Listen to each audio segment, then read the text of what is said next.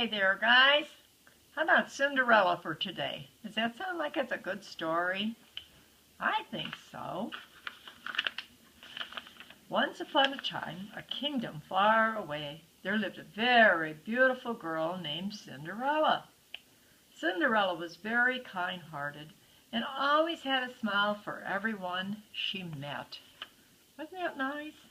We should have a nice smile for everybody that we meet. Cinderella lived with her cruel stepmother and stepsisters. They were all jealous of Cinderella's beauty and were very mean to her. Cinderella was forced to do all the work around the house while her stepsisters did not have to do anything at all. From sunrise to sunset, Cinderella cooked, cleaned, swept, scrubbed, and washed. That is really something when they make her do all that work and then they just sit around and watch what she does.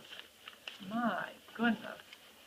One day, an announcement was sent throughout the kingdom that the king was holding a gala ball in honor of his son, the prince.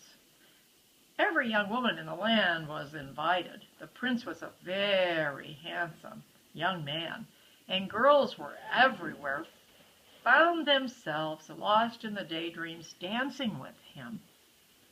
Cinderella also found herself imagining how wonderful it would be to meet the handsome prince. When her stepmother noticed her daydreaming, she scolded Cinderella and told her to stop being lazy and to get back to work.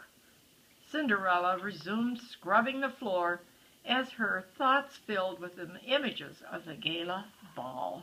Goodness sake, she's even down her hands and knees scrubbing the floor, and that's hard work, especially for a young girl.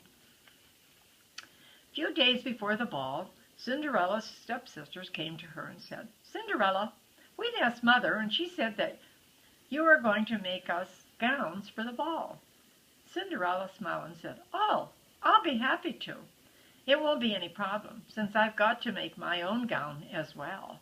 When they heard this, her stepsisters laughed. What do you mean? You're not gone? Mother said that a simple washer girl like you is not fit for royal company. Goodness sakes. Cinderella was crushed to hear this. She begged her stepmother to let her go to the ball, but her stepmother told her, "Nonsense. The royal family isn't interested in seeing a little floor sweeper like you. Besides, you have work to do. Now get back to your chores." Cinderella felt as though her heart was breaking. My, that stepmother, she is really mean. The days of the ball, Cinderella watched as the stepsisters dressed in the fine gowns she had made for them. They made her fix their hair and apply their makeup. Then when the coach arrived to take them to the ball, they skipped out the door without as much as a look back at their stepsister. Cinderella watched sadly as they rode toward the castle. When their coach was out of sight, she closed the door and wept. She cried. As she knelt down and began washing the floor, Cinderella could not stop crying. The ball had been the one time in her sad life when she hoped she might have felt joy. Now all of their hopes and dreams had been crushed. Goodness sakes, poor Cinderella. As Cinderella cleaned, she noticed a strange change in the air. There was a sound of tinkling bells and a little sparkle of light, and suddenly a chubby little woman appeared, floating in the air. Surprise! Cinderella wiped the tears from her eyes and tried to smile at the little woman. "Oh, hello," said Cinderella, nervously. The little woman smiled warmly and said, "Well, hello to you, dear Cinderella."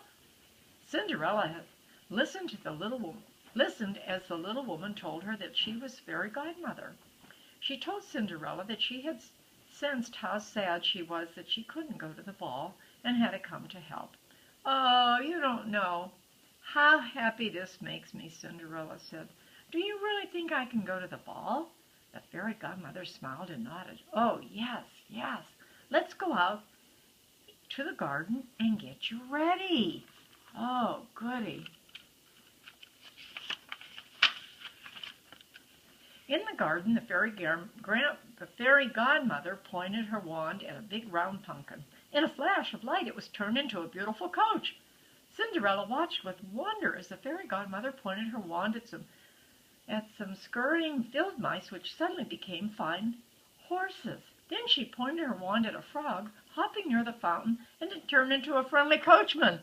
Can you believe that? How she could do that? Cinderella clapped her hands and laughed at the wonderful magic.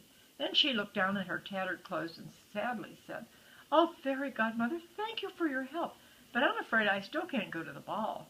I would be ashamed to go dressed in these rags." The fairy godmother gave a little giggle, waved her wand at Cinderella, and poof! In a flash of a fairy light, Cinderella found herself dressed in the finest gown she had ever seen, and on her feet was a pair of glass slippers that twinkled like diamonds. Wow, I bet that's beautiful. Cinderella looked at her fairy godmother and said, "Oh, how can I ever thank you for this?" The fairy godmother smiled warmly at her and said, "Dear child, you can thank me by having the most wonderful time at the ball."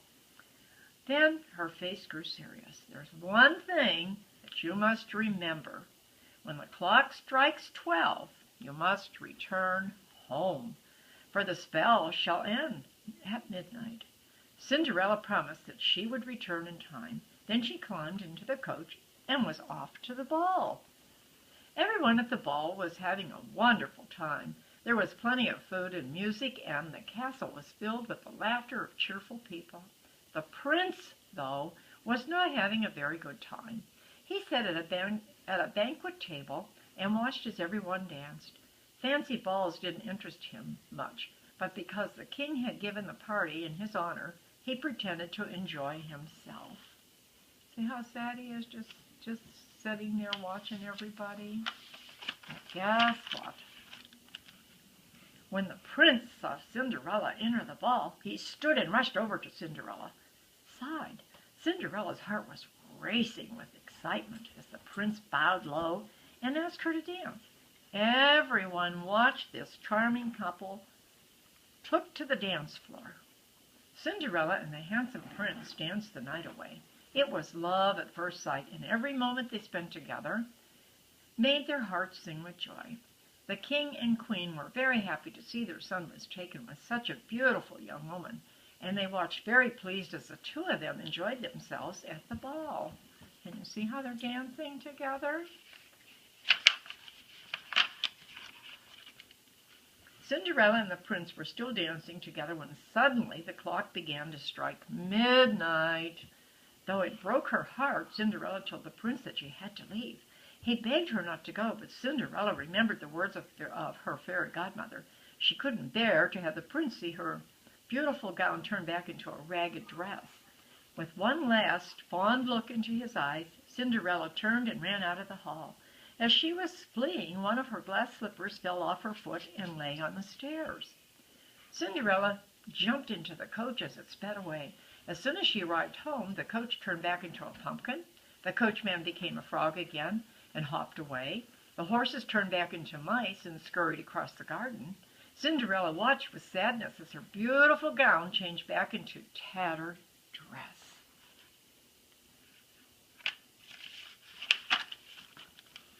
Cinderella rose the next day with thoughts of the handsome prince. She cooked breakfast for her stepsisters, sat at the table, talking about the ball. Cinderella's heart skipped a beat as they gossiped with much envy about the beautiful woman that had so enchanted the prince. They said the prince was beside himself with heartache over the beautiful girl that he had danced with at the ball, the beautiful girl who had stolen his heart and then ran away. In an effort to find her, he was taking the glass slipper to every house in the kingdom and asking every maiden to try on the slipper.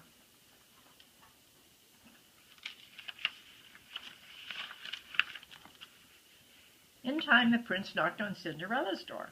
She watched as her stepsisters tried on the slipper. They both tried to wiggle their feet into the slipper, but it was much too small to fit either of them. The servant saw Cinderella and asked her to try on the slipper. Her stepsisters laughed and said that she was just a simple cleaning girl and hadn't even gone to the ball. But the prince's orders were even gone to the ball. Orders were for every woman who went to the ball in the kingdom to try on the slipper. Probably got mixed up there a little bit, didn't she?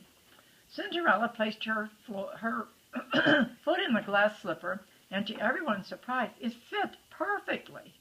When he saw this, the prince ran to her side. Even though she was dressed in rags, he knew she was the woman who had stolen his heart the night before. He took her hand and kissed it. Cinderella smiled at her dear prince as her stepsisters watched in disbelief. The stepsisters couldn't believe that shoe would fit Cinderella because they thought she didn't go to the ball. They were really bad sisters.